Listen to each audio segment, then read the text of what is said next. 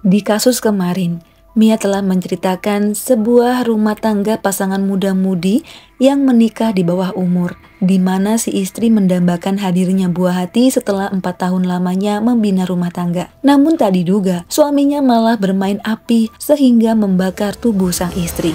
Kurang lebih begitulah manusia dengan permasalahan yang berbeda-beda. Tentunya setiap pasangan yang baru menikah selalu menginginkan hadirnya buah hati. Namun, bagaimana jika pasangan yang belum menikah malah dikaruniai anak yang nyatanya mereka malah ingin menggugurkannya?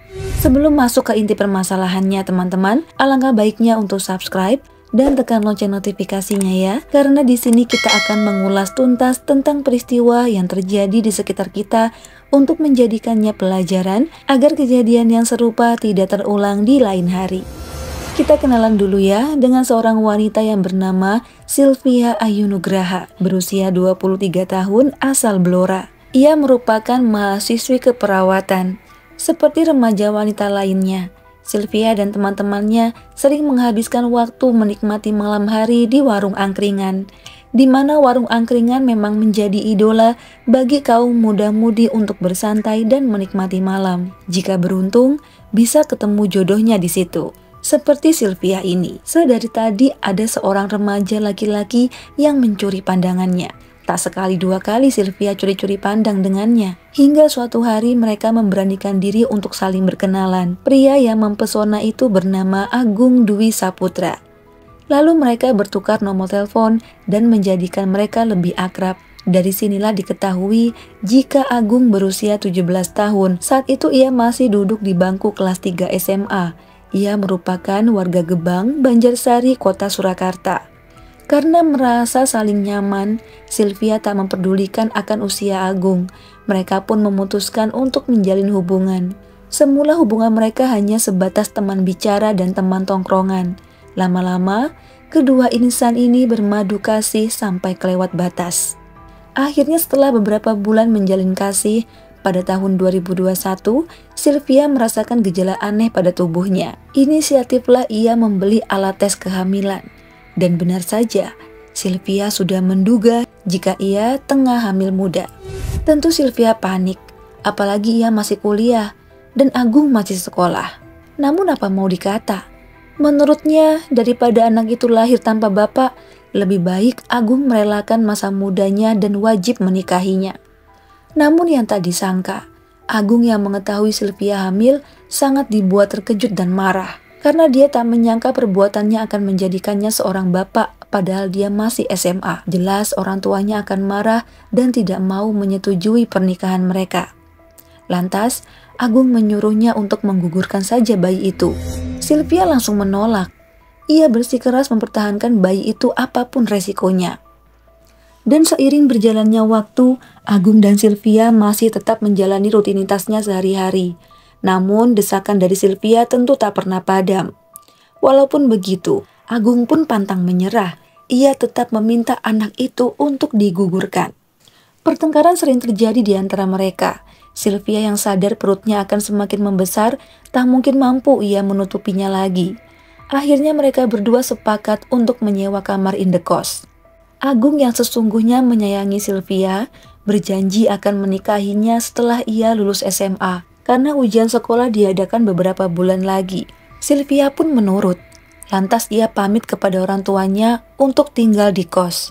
Tentu saja kedua orang tuanya tak curiga sedikit pun. Singkat cerita, awal Juni 2021, Agung telah lulus SMA. Ia nekat kabur dari Solo ke Semarang dengan Sylvia karena ia benar-benar takut jika ketahuan keluarganya. Di Semarang mereka berhasil mendapat kos di Jalan Condrokusumo. Agung mengelabui pemilik kos. Ia beralasan surat nikahnya belum jadi. Ia berjanji secepatnya akan mendapatkan surat tersebut sebagai jaminan memperoleh izin tinggal.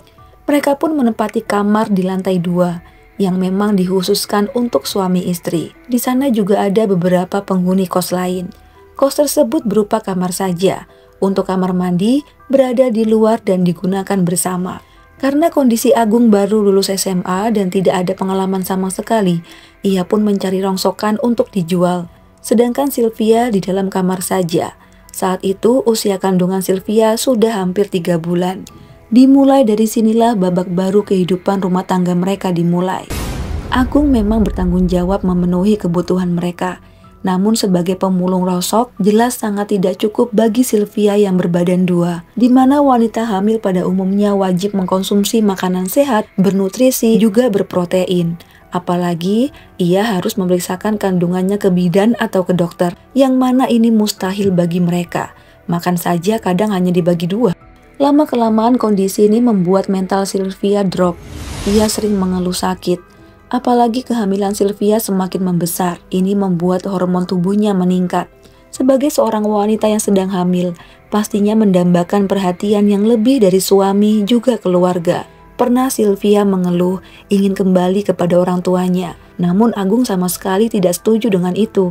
Sylvia hanya bisa mengalah. Pernah di suatu malam, Sylvia meminta Agung untuk menemaninya ke kamar mandi yang ada di luar. Tapi Agung yang sedang tidur tak mau diganggu. Terpaksa, dengan berjalan perlahan, Sylvia pergi sendiri. Sebenarnya, Agung terus mendesak Sylvia agar mau menggugurkan kandungannya. Si lelaki jahanam ini berprinsip, mau hidup mapan dulu sebelum menikah. Biar anak istrinya nggak hidup susah. Mia akui prinsip ini bagus, tapi waktu nggak bisa diputar kembali. Bayi dalam kandungan Sylvia 1 bulan lagi akan lahir. Emang bener-bener nih orang. Berani berbuat nggak berani bertanggung jawab. Mau enaknya nggak mau anaknya. Begitulah hari demi hari. Sylvia yang kondisinya lemah terus meminta Agung untuk mengambilkan sesuatu yang diinginkannya. Seperti air minum, ambilin makan, bahkan mengantarnya ke kamar mandi. Agung yang geram menghardik Sylvia dan menyuruhnya untuk melakukannya sendiri. Lagi pula, meneruskan kehamilan kan kemauanmu, bukan kemauanku, pikir Agung saat itu. Ia juga berharap anak itu mati sehingga bisa bebas lagi seperti dulu. Hingga pada hari Kamis tanggal 19 Agustus 2021, tetangga kos mereka yang bernama Andito sempat mendengar Sylvia yang mengerang kesakitan dalam kamar mandi. Awalnya ia tak berani mengecek. Namun karena dirasa sudah terlalu lama, ia memberanikan diri untuk menggedor pintu dan menanyakan keadaan wanita itu. Sylvia mengatakan kakinya kram, hingga ia tak mampu berdiri. Andito menawarkan Sylvia untuk mengantarnya ke rumah sakit, tapi ia menolaknya dan meminta untuk memapah dirinya ke kamar. Di keesokan harinya, tepatnya hari Jumat tanggal 20 Agustus 2021, pada jam 8 pagi, Andito keluar rumah untuk melakukan aktivitasnya. Ia sempat melihat Sylvia di luar kamar sedang duduk. Ia juga sempat melihat Agung yang ada di dalam kamar. Rupanya, situasi di dalam kamar berbeda jauh dari yang dibayangkan si Andito. Saat itu, Agung yang sedang bermalas-malasan sambil nonton YouTube, tiba-tiba Sylvia meminta tolong untuk diambilkan segelas air putih. Dan disinilah puncak kemarahan Agung. Rupanya, sedari tadi ia sudah kesal melihat Sylvia yang mengeluarkan suara rintihan terus-menerus. Seketika itu juga, bukan hanya bayinya yang diharapkan tiada, tapi ia akan membuat perhitungan dengan wanita itu. Dengan sangat tega dan tanpa belas kasih, Agung menutup mulut Sylvia, juga mencekik area lehernya. Wanita itu terkejut dan meronta kesakitan. Bibir Sylvia berucap meminta ampun. Justru ini membuat Agung semakin kalap. Dibenturkan kepala wanita itu ke lantai hingga ia tak sadarkan diri. Bukannya merasa iba, ia malah menginjak seluruh tubuh Sylvia, tak terkecuali bagian dada dan perutnya. Inilah yang sangat fatal membuat korban tewas seketika. Kurang lebih 1 jam, Agung mencekik leher Sylvia. Agung menjadikan tubuh Sylvia sebagai mainannya. Sesuka hati dia apakan tubuh Sylvia dan calon bayinya. Kemudian di siang hari, selepas sholat Jumat, Andito pulang ke kosnya untuk istirahat. Tiba-tiba, Agung datang menghampirinya seraya meminta pertolongan dengan nafas yang tersengal-sengal. Ia mengatakan jika istrinya meninggal dunia saat dia sedang tidur. Tanpa ragu, Andito segera melihat kondisi Sylvia. Rupanya wajah wanita itu sudah menghitam.